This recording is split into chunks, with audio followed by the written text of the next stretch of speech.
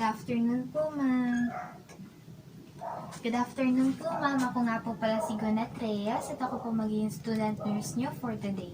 Bago po tayo magsimula, pwede niyo po ba sabihin sa akin ang pangalan niyo po? Glenda, At ang birthday niyo po? April 20, 1968. Okay, so that's good po. And for verification po, pwede po ba makita ang wristband niyo po? Okay po, ma'am. Thank you po. So, that's it po. So, bago po tayo magsimula, i-explain ko lang po yung procedure po na gagawin po natin ngayon. Ang procedure po na gagawin natin is assessing the heart and neck vessels. So, I'll be doing po mga assessments related po sa inyong heart and also po sa neck vessels nyo or mga veins nyo po sa leg po. And very important po itong procedure na to since makakatulong po siya para ma-identify po natin yung mga associated risk in relation with coronary heart disease or CHD. And also para din po malaman po natin yung ways para ma-reduce po natin yung mga risk na yun. And also, makakatulong po yung assessment na to para mapag-compare po natin or differentiate yung normal and abnormal findings in relation with your heart and neck vessels. And overall, makakatulong po siya with the evaluation through the interview that I will be doing later po and also the physical assessment in relation to those parts. So, clear po ba tayo dun, ma'am? May question po ba kayo? Wala. Okay, so that's good po. Now, ma'am, bago po tayo magsimula, for your cultural awareness and sensitivity naman po, are there anything you would like me to avoid doing during the procedure po, like anything related to your culture po? Wala naman po. Okay, so that's good po. For your privacy naman po, ma'am, would you like me to close the door properly po so you would be more comfortable in doing this procedure po? Okay po? Okay po. Okay, so close na po natin yan. And as well as the curtains para po mas maging komportable po kayo.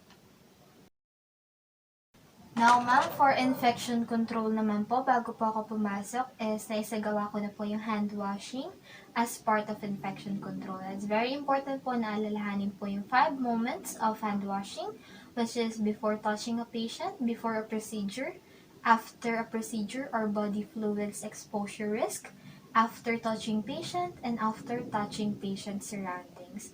And as part of the infection control din po is the personal protective equipments or PPE, such as donning fresh gown, and also wearing mask, wearing the eye protection, and also wearing the gloves. Okay, after that po, ma'am, I will now proceed on gathering all the necessary equipments po na gagamitin natin to this procedure. Una na po dyan is a stethoscope po, which I know very familiar naman po kayo dyan. Very important din po na may bell at diaphragm po siya. Since yung bell po or yung maliit na part po ng sa stethoscope is makakatulong po siya para marinig yung mga low pitch sound.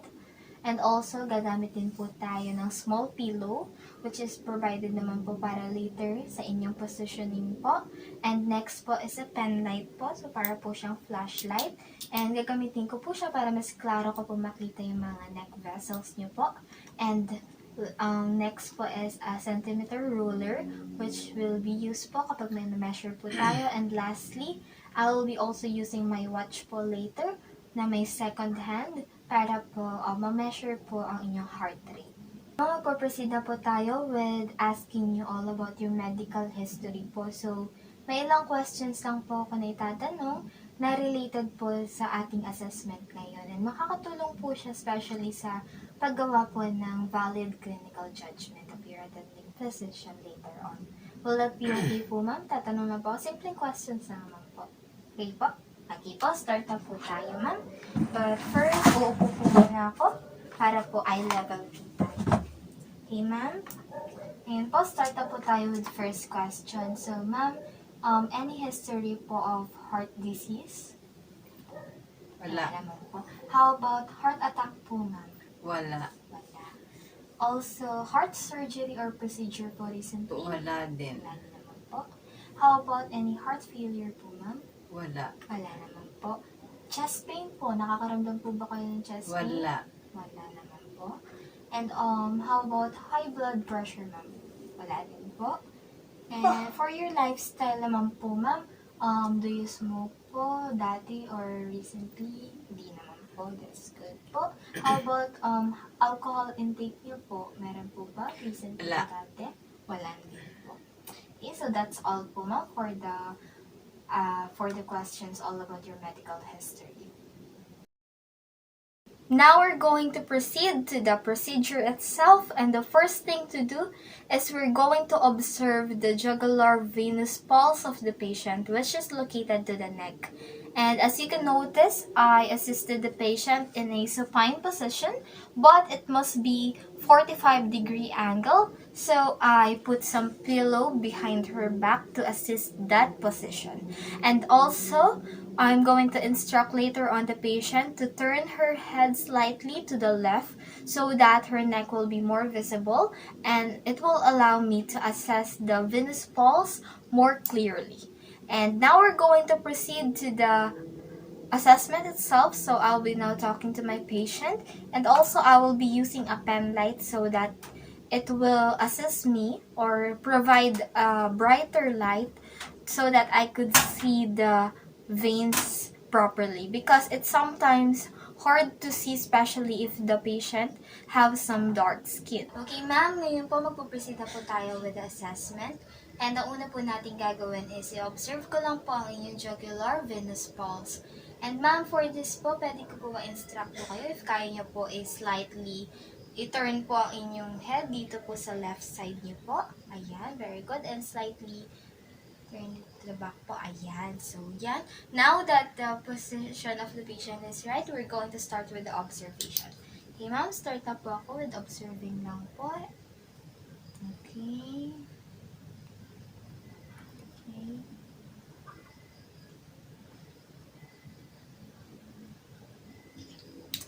Now, after doing the observation of the jugular venous pulse of the patient, I can observe that it is flat, which is a normal case, and also it's not large, and also there are no presence of bulgings, so that is a good sign, because if that's the case, it might be a sign of circulatory problems.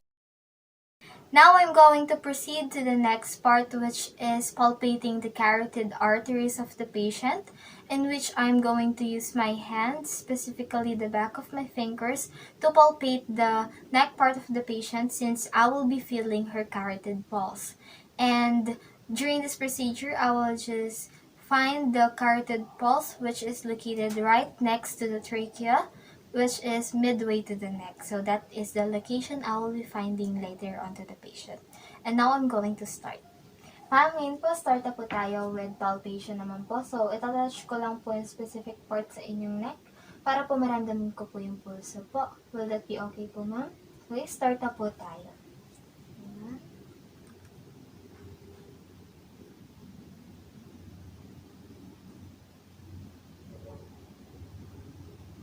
Okay. So, next part naman po na inyong neck. Sa kabila naman po, ma'am.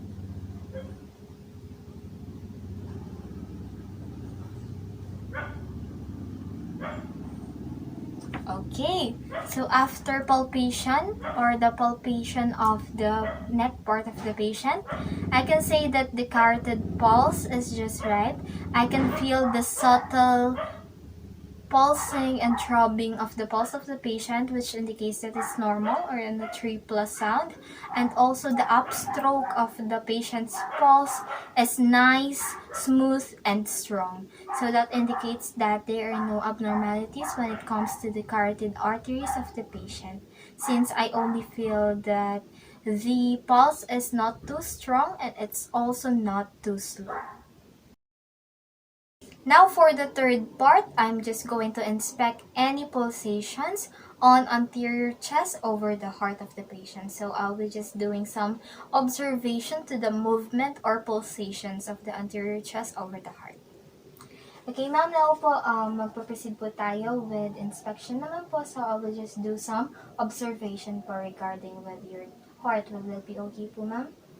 Okay, so ma'am, just sit casually po or in a normal position and just breathe normally po. Okay, start na po ako with the observation.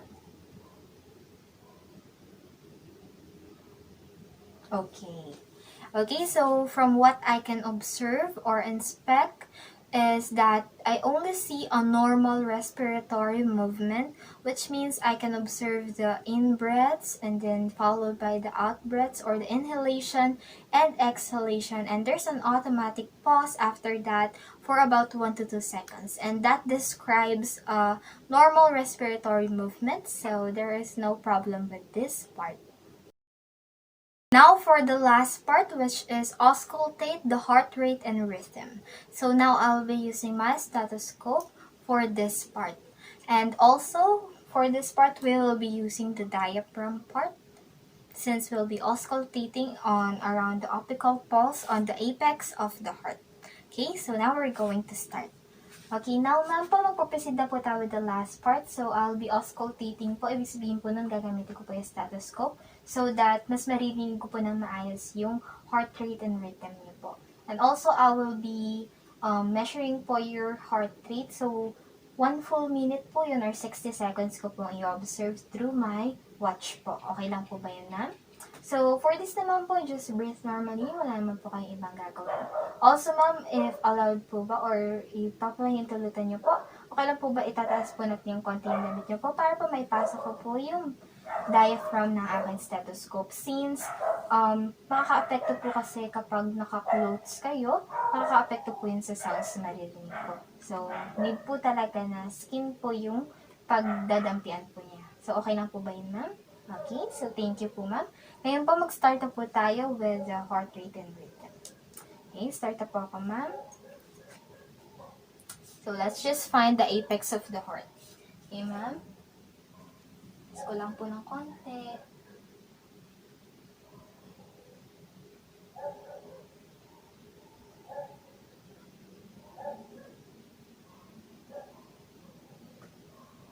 Okay.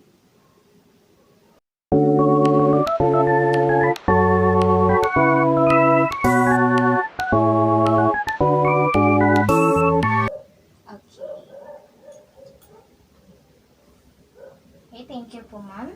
Now, after auscultating the heart rate and rhythm of the patient, I measured a total of 78 beats per minute for her heart rate, which is totally a normal value for her age. And also, it's within the normal range.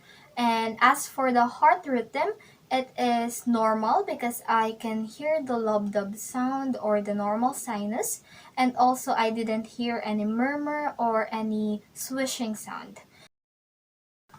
Now, concluding the end of the assessment, we will now proceed with documentation. Okay po, ma'am. Ngayon po, magpo-proceed na po ako with documentation. Ibig sabihin po, all of the data na nakuha ko po during the assessment is i-record ko po siya dito so that it will be passed to your attending physician. And also, ma'am, I would like to thank you for your cooperation. And before we part ways po, may I remind you po with holistic nursing. So with holistic nursing po, we care about you mind, body, and soul, and every aspect, may it be psychologically, physically, mentally, all of it. So if you have any concerns, don't be shy or don't hesitate to reach out on us. Will that be okay, ma'am? Is everything okay po? Wala naman po kayong tanong? Okay. Okay, so that's it po, ma'am. Thank you for your cooperation.